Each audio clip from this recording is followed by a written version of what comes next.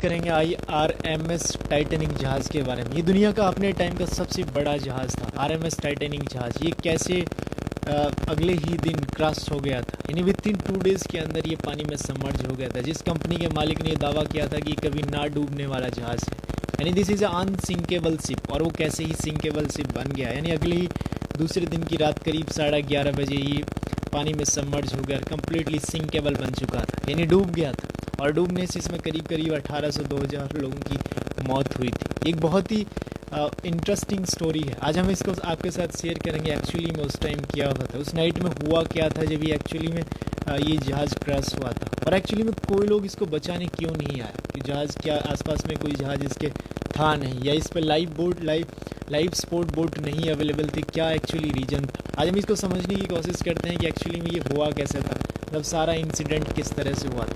RMS Titanic दुनिया का सबसे बड़ा स्टीम पावर जनरेटेड इंजन था। साउथहैम्पटन इंग्लैंड से 10 अप्रैल 1912 को रवाना हुआ था। 4 दिन की यात्रा में 14 अप्रैल 1912 को ये हेमसिम यानी एक ग्लेशियर से टकरा गया था, आइसबर्ग से टकरा गया था, जिनमें करीब 1760 लोग मारे गए थे, और काफ़ी कम लोग यानी कुछ लोग 700 और 800 के आसपास ही जिंदा रहे थे। इसमें 3500 कुछ लोग आ सकते थे, यानी बहुत बड़ा क्रूज जहाज़ था टाइटैनिक जहाज़। लेकिन उस टाइम के जो इंजीनियर्स, उस टाइम के जो अनुभवी इंजीनियर्स ने इसका निर्माण किया था, और ये उस टाइम की उन्नत टेक्नोलॉजी से बना हुआ, यानी डेवलप टेक्नोलॉजी से बना हुआ ये एक टाइटैनिक जहाज़ था। लेकिन सारे इंजीनियर्स इस बात को लेके हैरान थे कि आखिर इतना बड़ा टाइटैनिक जहाज़ कैसे क्रैश हो गया, जिसमें सारी मॉडर्न टेक्नोलॉजी से ये लैस था उस टाइम। अब हम बात करेंगे एक्चुअली RMS टाइटैनिक का जो निर्माण था वो शुरू हुआ था 31 मार्च 1909 को। American JP Morgan international percentile marine company की लागत से ये शुरू किया था, जिसको बनाया था स्टारलिंक कंपनी ने। इसकी बनने में कॉस्ट लगी थी 7.2 मिलियन रुपीज़, यानी काफ़ी महंगा ये जहाज़ बनाया गया था। 31 मई 1911 को इसको जलावरण यानी पानी में उतारा गया था। इसकी अगर हम लोग इसमें और 1912 तक इसमें टिकट बुक हुए थे, यानी करीब लोगों ने 1 साल तक तो इसके टिकट ही बुक करे थे, और इसमें करीब 3549 लोगों की कैपेसिटी आ सकती थी। कुछ लोग तो 4000 तक बताते हैं। 3549 की कैपेसिटी थी, यानी इतने लोगों को एक साथ कैरी कर सकता था। 64 लाइफ बोट्स को लेकर 64 लाइफ सपोर्ट बोट को अपने साथ में लेके जा सकता था। सो दिट इज़ वेरी ह्यूज, बहुत बड़ा जहाज़ था। अगर इसकी लंबाई की बात करें तो 270 मीटर लंबा था, और ये करीब 95 फीट चौड़ा था, और कम से कम इसकी जो ऊंचाई थी वो 18 मीटर के आसपास से भी ज़्यादा बताते, यानी 20-25 मीटर थी, यानी करीब 65-70 फीट ऊंचा था ये जहाज़। और इसमें 4 स्टीम पावर जनरेटेड इंजन्स लगे हुए थे। ये कनेक्टेड थे पियर्सन टर्बाइन से, जो प्रोपेलर शाफ्ट को घुमाता था और पावर जनरेट करता था। यानी अब हम देखते हैं कि एक ही स्टीम पावर जो इंजन्स होता है वो कितनी बड़ी रील को चला सकता है, और जब 4 इंजन एक साथ कनेक्ट हो जाएंगे तो कितनी अमाउंट ऑफ पावर, यानी कितने पावर इसमें होगी। करीब 52,000 टन को वाटर के ऊपर से कैरी करने की कैपेसिटी थी इस जहाज़ की, यानी बहुत ही बड़ा जहाज़ था। कई सारे फनल्स लगे हुए थे नीचे, हुल से लेके इसका जो डेक तक की ऊंचाई तो 65 फीट ही थी, और इसके अलावा एक ताकतवर इंजन था। इसकी स्पीड करीब बताई जाती है कि 24 नॉट के आसपास थी, यानी अगर इसकी स्पीड 24 नॉट को अगर किलोमीटर प्रति घंटा में बदलें तो कम से कम 40 या 43 किलोमीटर प्रति घंटा की स्पीड बनती है, जो उस टाइम के जहाज़, किसी भी जहाज़ से सबसे ज़्यादा इसकी स्पीड उस टाइम के जहाज़ में हुआ करती थी। अब बात करते हैं कि क्योंकि एक लग्जरीज क्रूज़ था, काफ़ी महंगा बना हुआ क्रूज़ था, 7.2 मिलियन रुपीज़ में बनाया गया था, यानी अगर आज की कॉस्ट में देखें तो ये करीब 400 मिलियन डॉलर पड़ता है।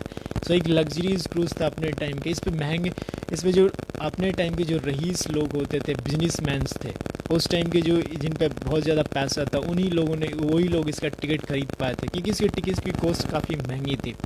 इसका टिकट को करीब $4500 के आसपास में रखा था, जो आज के $95,000 से भी अधिक होता है, यानी $1 लाख से के आसपास में आज की कॉस्ट इसकी होती है। तो काफ़ी महंगा इसके जो टिकट रखा गया था। तो इसमें वो सारी इस पर फैसिलिटीज़ भी बहुत अच्छी रखी गई थी, यानी वो सारी फैसिलिटीज़ अवेलेबल थी जो किसी भी आदमी को चाहिए होती है, किसी भी मिलियनेयर और बिजनेसमैन को चाहिए होती है किसी भी शिप के ऊपर।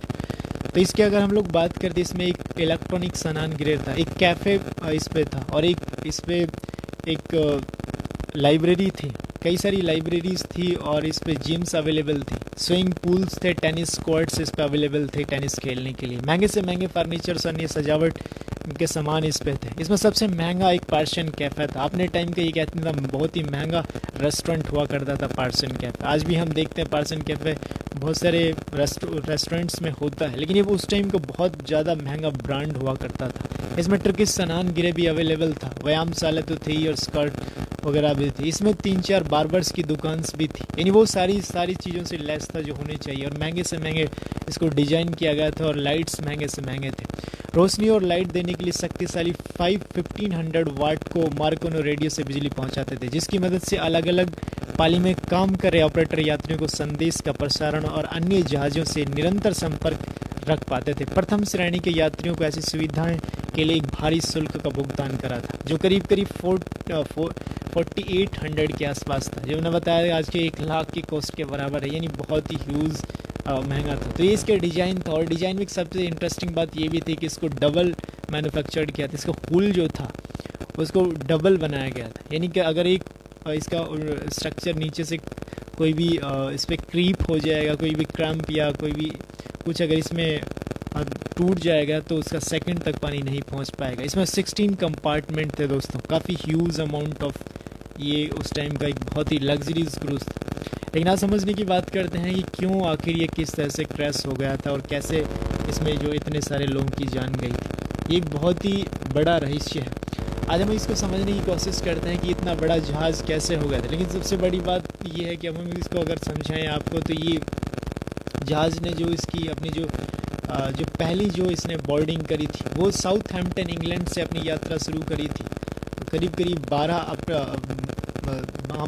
10 अप्रैल 1912 को रवाना हुआ था। 10 अप्रैल 1912 साउथहैम्पटन इंग्लैंड से चला था, और ये 12 अप्रैल 1912 की रात 11:30 बजे क्रैश हो गया था। और इसमें बहुत सारे नंबर ऑफ लोग मारे गए थे, यानी लोग बताते हैं करीब 1800 लोग की जान गई थी इस जहाज़ के ऊपर, और 760 लोग जिंदा बचे थे, और इसमें 2 कुत्ता भी जिंदा बचे थे। काफ़ी नंबर ऑफ पीपल्स मरे थे। लेकिन इस सबसे पीछे वजह ये थी कि ये इसकी स्पीड्स काफ़ी तेज़ थी। जो इसके मालिक थे ब्रूस ली इसमें, उसने ये बात कही थी एडवर्ड स्मिथ जो इसको लीड कर रहे थे, जो इसका कप्तान था जिसको चला रहा था, तो एडवर्ड स्मिथ को बोला था कि इसकी वो स्पीड ज़्यादा तेज़ रखे।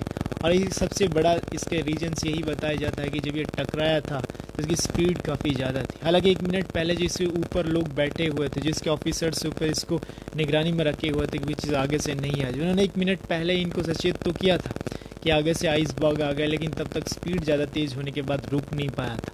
एक्चुअली ये बताया जाता है कि इसको 6 टाइम इस जहाज़ को वार्न किया गया था सी के अंदर टकराने से पहले कि आगे आइस बग से और आप ध्यान से चलाए गए। लेकिन क्योंकि इन लोगों को ये लगता था कि ये एक अनसिंकेबल जहाज़ है, ये तो पानी में डूब ही नहीं सकता और किसी चीज़ के टकराने से भी इसका कुछ नहीं हो सकता है, तो इसलिए इन्होंने इन वार्निंग्स को दरकिनार कर दिया था। और वार्निंग्स को दरकिनार करने का ये भी रीजन्स रहा था क्योंकि इसके जो कप्तान एडवर्ड स्मिथ थे उसका मानना था कि ये काफ़ी बहुत ही तगड़ा और स्ट्रॉन्ग जहाज़ है, अगर कोई किसी चीज़ से टकरा भी जाएगा तो ये लेफ़्ट और राइट उसको टिल्ट कर देंगे और फिर भी ये उससे टकराता हुआ भी निकल जाएगा।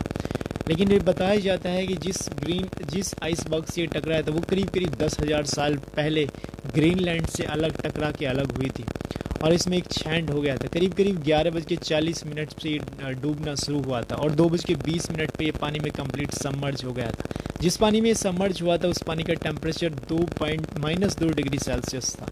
अब डॉक्टर्स और एक्सपर्ट ये मानते हैं कि अगर टेम्परेचर -2 डिग्री सेल्सियस हो तो आदमी 20 मिनट से ज़्यादा ज़िंदा नहीं रह सकता पानी के अंदर। तो ये इसका सबसे बड़ा रीज़न था, और इतने लोग इस पे जहाज़ में मारे गए थे। अब क्वेश्चन ये आता है कि क्या इसके आसपास में इन्होंने कोई रडार्स उस टाइम फैसिलिटी अवेलेबल थी, क्या कोई सिग्नल नहीं दिया था, क्या कोई ऐसा इंडिकेशन नहीं था कोई इमरजेंसी का कि यहाँ पर आसपास की जो शिप या जहाज़ इनके आगे कोई हेल्प कर सके। तो आपको बता दूं कि इसके आसपास में 2-3 जहाज़ थे, जिनमें एक नाम आता है कैपिथीरिया नाम का जहाज़ था, और इसके आसपास में एक और जहाज़ था, वो है कैलिफोर्नियन शिप। कैलिफोर्नियन और कैलिफोर्नियन इसके सबसे नज़दीक जहाज़ था जो 19 माइल्स अवे था, यानी करीब 50 किलोमीटर के से भी कम की रेंज, यानी 40 किलोमीटर के आसपास में वो जहाज़ इसके पास में था। और दूसरा जहाज़ था कैपिथीरिया नाम का जहाज़ था जो 100 किलोमीटर के आसपास में, यानी मोर देन 100 किलोमीटर के आसपास में वो जहाज़ था। यानी अभी दो और एक और जहाज़ इसके आसपास में था।